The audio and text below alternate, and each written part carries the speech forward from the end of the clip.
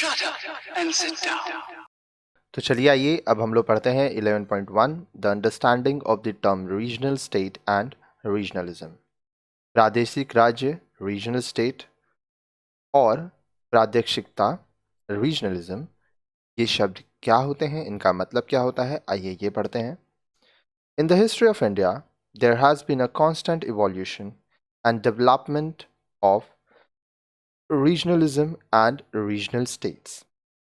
भारत के इतिहास में प्रादेशिकता रीजनलिज्म और प्रादेशिक राज्य रीजनल स्टेट्स का लगातार उद्भव और विकास होता रहा है। इवोल्यूशन मतलब उद्भव और डेवलपमेंट मतलब विकास। How does one explain the rise of the regional states? प्रादेशिक राज्य रीजनल स्टेट्स के उदय की व्याख्या कैसे करेंगे आप? From the 7th century AD onwards, which is the early medieval period, till the 17th and 18th centuries, agriculture and agricultural activities played a very significant role in the development of regional states. देखिए, 7वीं सदी 7वीं सदी ईस्वी से लेकर जिसे प्रारंभिक मध्यकालीन early medieval period माना जाता है, 17वीं और 18वीं सदी तक कृषि एग्रीकल्चर और कृषि संबंधी जो काम होते हैं, गतिविधियां होती हैं, एग्रीकल्चरल एक्टिविटीज ने प्रादेशिक राज्यों के विकास में महत्वपूर्ण भूमिका निभाई है। Wherever good agricultural activity took place, it not only fed the population but generated a large surplus that could be sold and wealth could be generated. जहां भी अच्छी कृषि संबंधी गतिविधियां मौजूद थीं, इसने न सिर्फ लोगों की भूख को शांत किया बल्कि इससे अधिक पैदावार हुई जिसे बेचकर वो पैसा कमाते थे और अपनी दूसरी चीजों को पूरी करते थे। Trade and trading activities, overland as well as maritime, also provided an important source of revenue. अब देखिए, बोल रहा है भूमार्ग मतलब जो जमीन से व्यापार होता था और मरीटाइम मतलब जल मार्ग पानी से होने वाले व्यापार और व्यापारिक गतिविधियों ने भी उन्हें राजस्व पैसा रेवेन्यू कमाने में बहुत महत्वपूर्ण उनके स्रोत बने, क्योंकि जो व्यापार होता था वो क्या जमीन के रास्ते और पानी के रास्ते होता था। One finds the rise of powerful sections in the society that controlled the agricultural surplus. अब देखिए, उस समय के दौरान समाज में हम ऐसे शक्तिशाली वर्गों के बारे में पढ़ेंगे जो बढ़ती कृषि उत्पादों की बढ़ोतरी को नियंत्रण करते थे। अब जो एग्रीकल्चर का काम होता था, खेती होता था, तो सरप्लस जो एक्स्ट्रा चीज बन जाता था उसको नियंत्रण करने के लिए समाज में एक शक्तिशाली वर्ग था। Sometimes some members of this powerful section asserted themselves and acquired political power and became kings and established ruling dynasties. अब देखिए, कई बार इस शक्तिशाली वर्ग के कुछ सदस्यों ने अपना अधिकार भी जताया और राजनीतिक शक्ति प्राप्त कर लिए और वे राजा बन गए और अपना साम्राज्य स्थापित कर लिया। This led to laying the foundation of the states. इसी ने ही राज्यों की स्थापना की नींव रखी। Sometimes some groups came from outside and conquered the land, controlled the administration and became powerful. अब ये तो आप जानते होंगे कि भारत पर बहुत बार बाहरी आक्रमण हुए हैं, तो कई बार बाहर से कुछ समूहों ने प्रवेश किया और यहाँ पर कई इलाकों को जीत लिया और वहाँ का प्रशासनिक नियंत्रण एडमिनिस्ट्रेशन अपने नियंत्रण में ले लिए वो। साथ ही साथ वे बहुत ही शक्तिशाली बन गए। आगे देखिए, it is true that a large number of regional states after 13th century arose due to internal weakness of the Delhi Sultanate. यह सच है कि बड़ी संख्या में 13वीं सदी के बाद प्रादेशिक राज्य रीजनल सेंटर्स इनका उदय हुआ क्योंकि दिल्ली सल्तनत जो है वो कमजोर हो रहा था।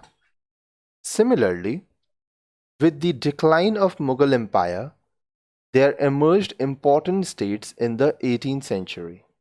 इसी प्रकार मुगल शासन के पतन के बाद जब मुगल शासन खत्म हुआ 18वीं सदी में महत्वपूर्ण प्रदेशों का उदय हुआ।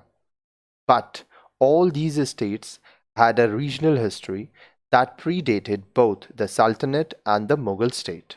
परंतु इन सभी प्रदेशों का अपना निजी इतिहास था जो दिल्ली सल्तनत और मुगल साम्राज्य दोनों से पहले भी मौजूद था। For example, Bengal was an important regional kingdom in the 8th and 9th century under the Palas and subsequently in the 12th century under the Senas. उदाहरण के लिए बंगाल 8वीं और 9वीं सदी में पालों के अधीन था और उसके बाद 12वीं सदी में सेनों के अधीन एक महत्वपूर्ण प्रादेशिक साम्राज्य था। It was an important independent state in the 13th and 15th century and became a powerful provincial kingdom in the 18th century too. अब देखिए, बंगाल 13वीं और 15वीं सदी के दौरान स्वतंत्र प्रदेश था और 18वीं सदी में ही यह बहुत शक्तिशाली प्रादेशिक साम्राज्य रहा। We all know that Delhi Sultanate and the Mughal Empire ruled over numerous and different cultural zones. जैसा कि हम सभी जानते हैं, दिल्ली सल्तनत और मुगल साम्राज्य के अनेक अलग अलग सांस्कृतिक क्षेत्रों पर शासन था। Even the regional state of Vijayanagar ruled over different cultural zones. अब देखिए, विजयनगर जो है वो भी अलग अलग क्षेत्रों में अलग अलग सांस्कृतिक जो क्षेत्र हैं उन पर उनका राज्य था। Therefore, it should be remembered that regionalism never disappeared, though the regional dynasties gained and lost power and the regions changed their geographical boundaries. इसलिए यह याद रखना चाहिए कि प्रादेशिक राजस्व शक्ति ग्रहण करते रहे और कभी हारते भी रहे और उन्होंने अपनी भौगोलिक सीमाएं को भी बदला, परंतु प्रादेशिकता का अस्तित्व हमेशा मौजूद रहा। आगे देखिए, यहाँ एक सवाल उठता है, व्हाट इज दिस रीजनलिज्म? अब ये जो प्रादेशिकता है ये क्या है? Apart from political feature like regional ruling dynasties, there are some important characteristics of regionalism which developed, evolved, and changed over a period of time in these regional states. Some of the characteristics of regionalism are as follows. अब देखिए, प्रादेशिकता क्या है? Regionalism क्या है? राजनीतिक विशेषताओं जैसे प्रादेशिक शासकीय राजवंशों के अतिरिक्त प्रादेशिकता की कुछ अन्य विशेषताएं भी हैं जो इन प्रादेशिक राज्यों में विकसित और पल्लवित हुई हैं और समय के साथ बदलती गईं। प्रादेशिकता की कुछ विशेषताएं इस प्रकार हैं। One of the most important aspect is language. एक महत्वपूर्ण पक्ष है भाषा। For example, Odia, Gujarati, Bengali, Tamil, Telugu, Kannada and Marathi and so on Indian languages spoken in various regions of India are referred as regional language. उदाहरण के तौर पर उड़िया, गुजराती, बंगाली जिसको बंगला कहते हैं, तमिल, तेलुगु, कन्नड़ और मराठी आदि कई भाषाएं भारत के अलग अलग क्षेत्रों में बोली जाती हैं जिन्हें प्रादेशिक भाषाएं रीजनल लैंग्वेज कहते हैं। These languages developed in the early medieval and medieval period and were associated with the specific regions. ये भाषाएं प्रारंभिक मध्य और मध्य युग में विकसित हुईं और विशिष्ट क्षेत्रों से संबंधित रहीं। आगे देखिए। Though the languages existed in some form or the other even prior to this, but it was primarily from the 11th and 12th century that the regional languages came to be used in the official documents.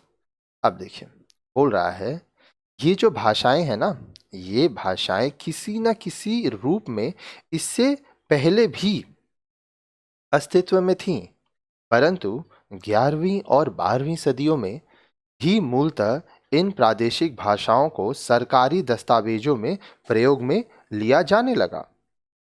Literary works and local literature came to be written in these languages.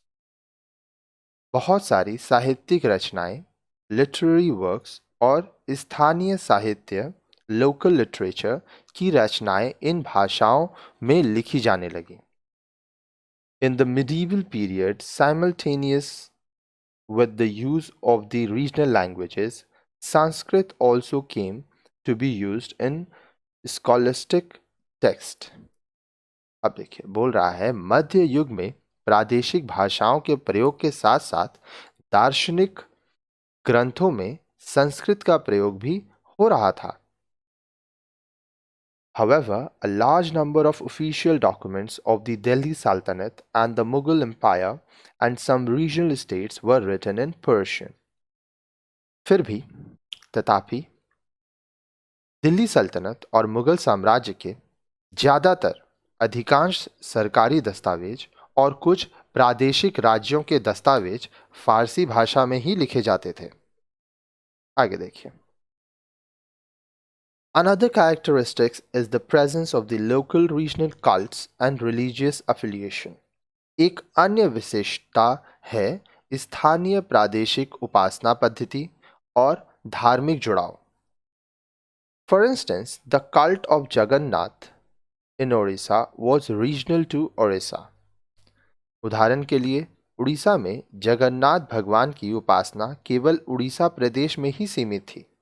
It became the cult of this state, whereby the rulers adopted it, built huge temples for it, and celebrated festivals around it every year. यह राज्य का पंथ या संप्रदाय बन गया और शासकों ने भी इसे अपना लिया। उनके लिए एक भव्य मंदिर बनवाया और हर वर्ष इसके साथ जुड़े उत्सव मनाए जाने लगे। Historians say that Jagannath was a tribal god whose popularity made the rulers adopt this as the state cult. इतिहासकारों का कहना है कि जगन्नाथ एक जनजातीय देवता थे जिनकी लोकप्रियता ने शासकों को इसे राज के पंथ या संप्रदाय के रूप में अपनाने के लिए प्रेरित किया। In the next section, we will further elaborate about the relationship between states and religion.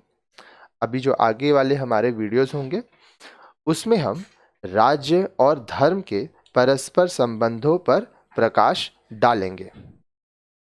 A large number of sects and the Bhakti religion developed in the regions. अब देखिए, प्रादेशिक क्षेत्रों में बहुत बड़ी संख्या में धार्मिक संप्रदाय और भक्ति धर्म विकसित हो गए। For example, Namdev, Raidas, Tukaram, Guru Nanak were located in the regional states. उदाहरण के लिए नामदेव, रैदास, तुकाराम, गुरु नानक प्रादेशिक राज्यों में मौजूद थे।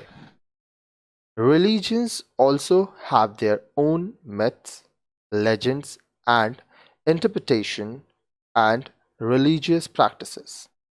धर्मों की भी अपनी पौराणिक कथाएं, दंत कथाएं और परिभाषाएं तथा धार्मिक कर्म कांड होते हैं। Did you know that in North India, Kartikeya, the son of Shiva and Parvati, is a bachelor? and in the Tamil region he has two wives, Devyani and Valli. क्या आप जानते हैं कि उत्तर भारत में शिव पार्वती के पुत्र कार्तिकेय अविवाहित माने जाते हैं और तमिल क्षेत्र में उनकी दो पत्नियां मानी जाती हैं, देवयानी और वल्ली. Each region had different gods and goddesses, different temple and mosque architecture. प्रत्येक क्षेत्र में अपने स्थानीय देवी देवता और विभिन्न मंदिरों और मस्जिदों का वास्तुशिल्प था. Interestingly, despite these regional differences, where each tradition was specific to a region, there were similarities in the regional tradition too. दिलचस्प बात यह है कि इन प्रादेशिक भिन्नताओं के बावजूद डिफरेंसेस थे. जहां हर क्षेत्र की अपनी विशिष्ट परंपराएं थीं, वहीं प्रादेशिक परंपराओं में समानताएं भी थीं. The saints and priests migrated from one region to another. संत और पुजारी एक क्षेत्र से दूसरे क्षेत्र में जाते रहते थे. For instance, Gezu Daraz 1321 to 1422, the Sufi saint, belonged to the Chishti silsila that was established in Delhi. He migrated from Delhi to Daulatabad in the Deccan region as a child in 1328. 7 years later, in 1335 AD, he came back to Delhi and stayed there for 63 years. Towards the end of the 14th century, in 1398, when Timur, a Turkish invader from Central Asia, attacked Delhi, Gizu Daraz migrated back to Deccan. उदाहरण के लिए सूफी संत गेसु दराज, जन्म 1321, मृत्यु 1422, जो दिल्ली में स्थापित चिश्ती सिलसिले से संबंध रखते थे, दिल्ली के दक्कन क्षेत्र में दौलताबाद में 1328 में तब स्थानांतरित हुए जब वे बच्चे थे. 7 साल के बाद 1335 ईस्वी में वे दिल्ली वापस आ गए और 63 वर्ष तक यहाँ रहे. 14वीं सदी के अंत में 1398 में जब तुर्की आक्रमणकारी तैमूर ने मध्य एशिया से दिल्ली पर आक्रमण किया तो गेसु दराज ने स्वयं को दोबारा दक्कन के में स्थानांतरित कर लिया. वो वापस दक्कन चले गए.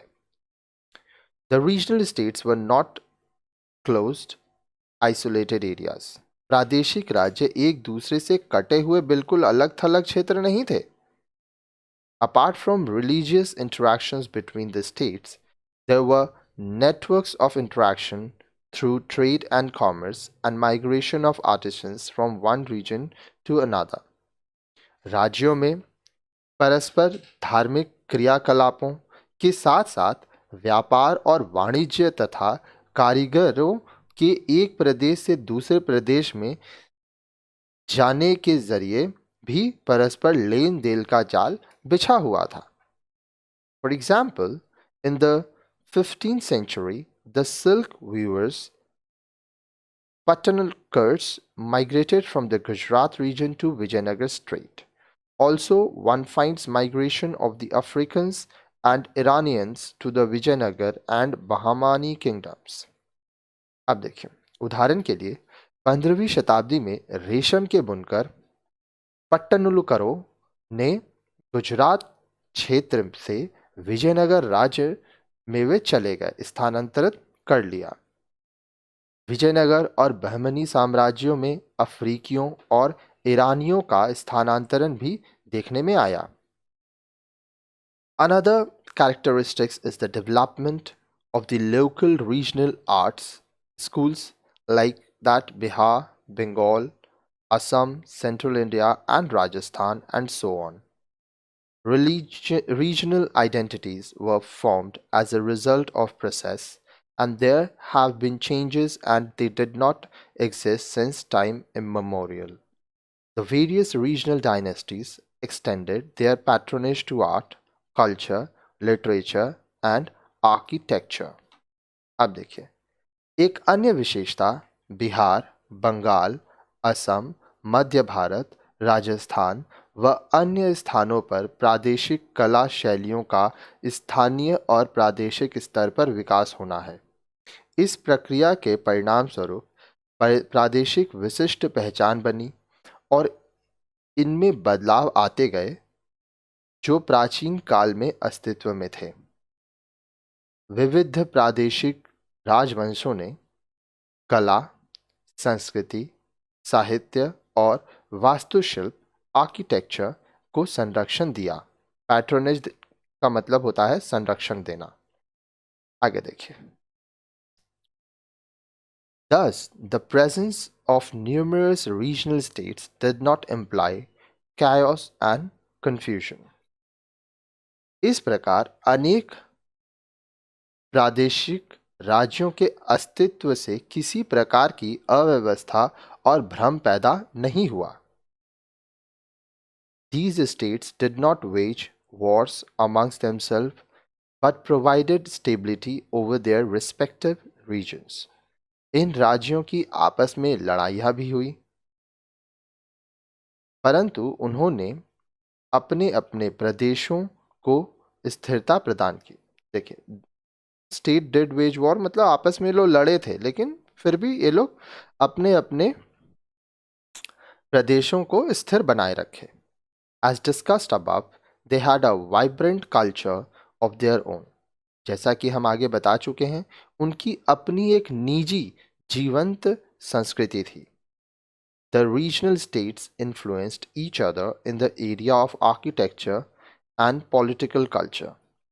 प्रादेशिक राज्यों ने वास्तुशिल्प और राजनीतिक संस्कृति में एक दूसरे को बहुत प्रभावित किया। आगे देखिए, For instance, the early Vijayanagar rulers called themselves Hindu Surtrana, means Hindu Sultan, where the term Sultan was borrowed from the Delhi Sultanate. Similarly, the Ikdari system of the Delhi Sultanate influenced the administrative system of the Vijayanagar and Bahmani kingdoms. अब देखिए, बोल रहा है, उदाहरण के लिए विजयनगर के प्राचीन शासक खुद को हिंदू सूरत राणा कहते थे, जिसका अर्थ है हिंदू सुल्तान। यहाँ सुल्तान शब्द दिल्ली सल्तनत से लिया गया है। इसी प्रकार दिल्ली सल्तनत की इकदारी प्रणाली का प्रभाव विजयनगर और बहमनी साम्राज्य की प्रशासनिक पद्धति पर पड़ा। Now, what is the difference between the regional states and empire like Delhi Sultanate and the Mughal Empire? Apart from the characteristics mentioned above of language and culture, there were specific to one area. The political and military visions of these states were limited by the regional boundaries. प्रादेशिक राज्यों और दिल्ली सल्तनत और मुगल साम्राज्यों जैसे साम्राज्य में क्या अंतर है?